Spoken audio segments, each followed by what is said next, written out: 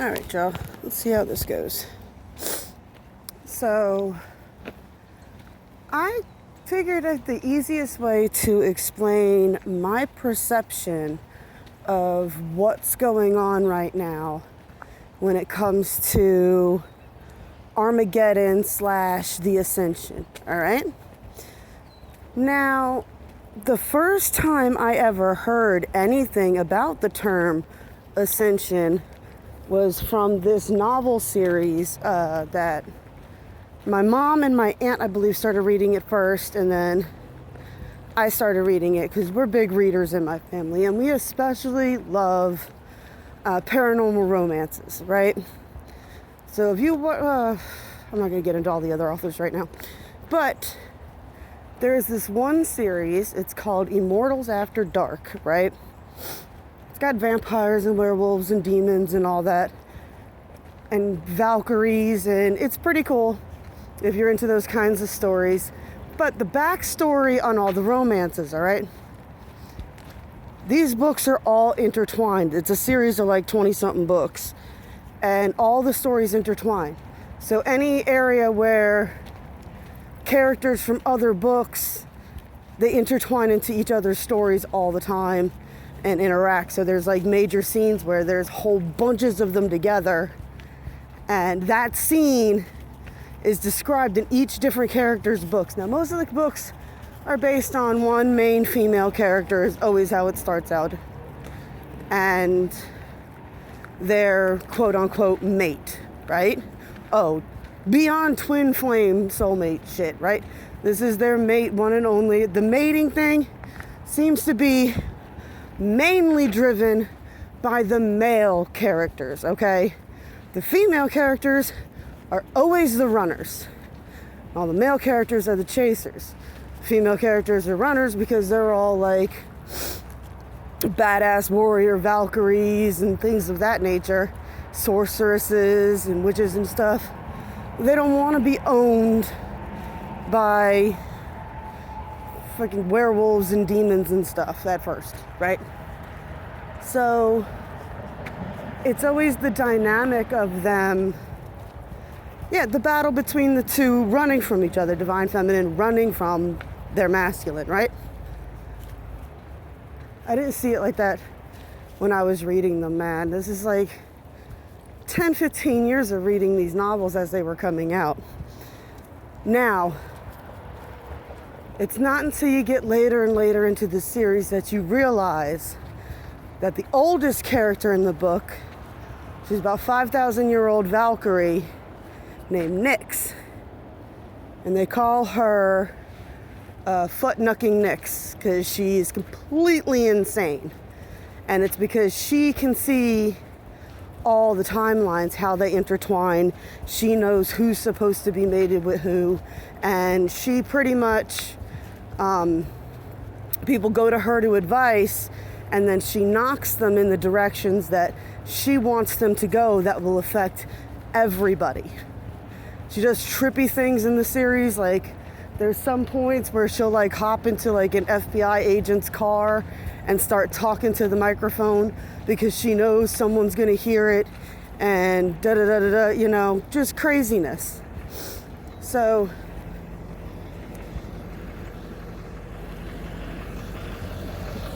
a little slower, take a picture, it'll last you longer, asshole. Anyway, every day. So Nut fucking Nyx is one of my favorite characters. She's batshit crazy, but she is controlling what is happening in the Ascension, right? So she's already lived through one Ascension process and survived it. And for them, what the Ascension is there's too many immortals on Earth. So every 5,000 years or so, they hit a precipice of their own population, and they war amongst each other in order to deplete the population of immortals. And winner take all. There's always good and evil fighting, right? whoever wins main control for the next 5,000 years. This thing, there's multiple dimensions in these books. There's multiple timelines. I mean, if you read them, you'd get it, right? If you can get past the romance stuff, which really there's no like, it's saucy, y'all. It's saucy. You would like it. Just give it a try, I promise, all right? Start with the first ones, or you know what? Pick your favorite type of genre, actually. Just pick any book. Go and look for her. Kresley Cole, Immortals After Dark series. Pick any book that catches your interest, and I guarantee if you like that one, you will buy the first book and go from there. And it explains so much. My personal favorite book, if you really want to know all the characters right away, but it's kind of towards one of the later ones, right? It's called Rain. Oh no, I don't remember the name of the title. They all got those saucy titles, you know. Dark's Night Edge, you know, things like that. But the main character is called Rain the Radiant, right?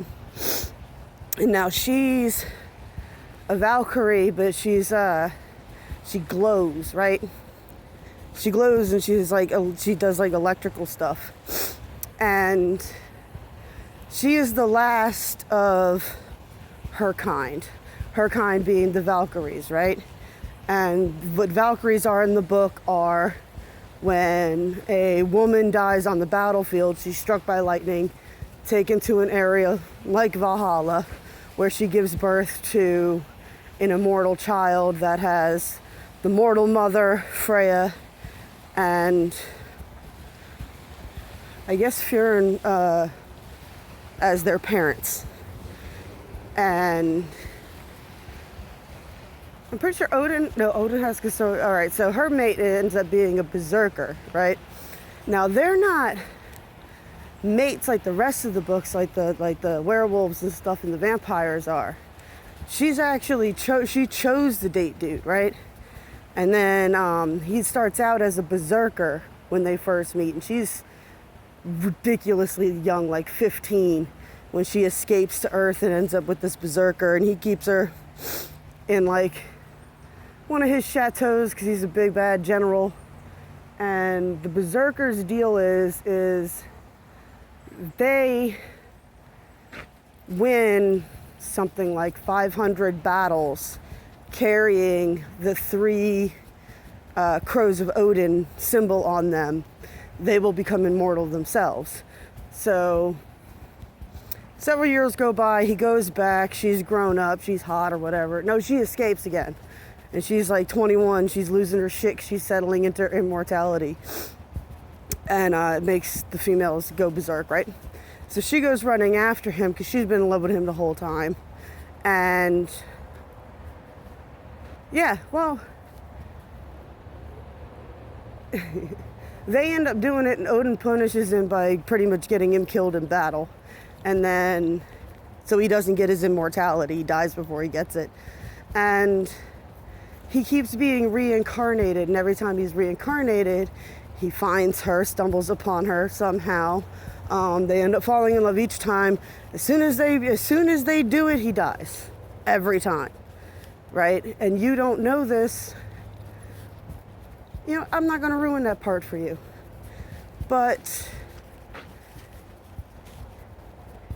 in her story, at one point,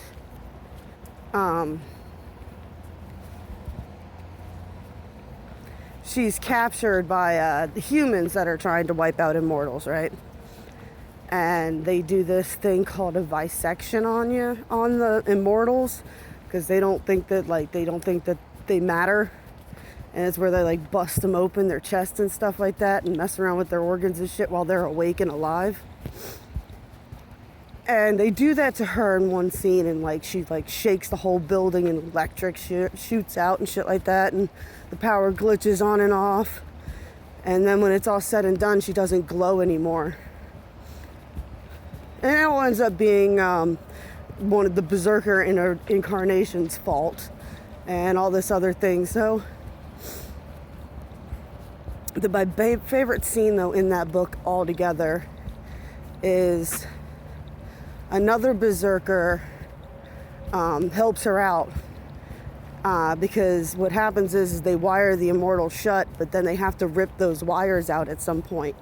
So he helps her out by yanking all the wires out for her, and of course it's this whole horrific thing. Lightning keeps popping off, and she goes out into the field afterwards, and she opens her shirt and she looks at her chest, and it's all like ripped up from the wires and shit like that, and she just screams at the top of her lungs, and lightning crashes. And I don't know, I understand that feeling as akin to some people when they go through their heart center openings, for sure. But anyway, I would definitely go and get that book series. I find it extremely interesting how you find out subtly how Nyx, this grand older character who can see the whole web and how everything's connected, pretty much plays the whole Ascension like a giant chessboard to like win it for the side of good. And it doesn't seem like she's doing that a lot of the time. She pisses off a lot of the characters because she sends them in directions that get them caught and trapped and things of that nature, and bad things happen, and they're like, why the hell would you do that, knowing they were gonna do this, that, and the other thing. So she goes from being hated to liked a lot.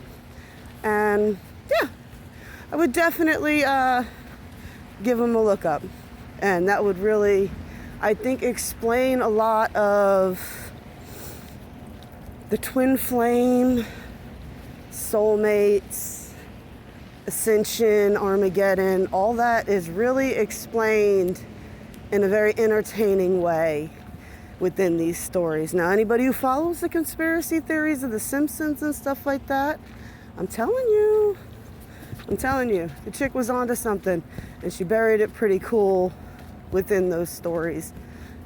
All right, I love y'all, and I'll catch you later.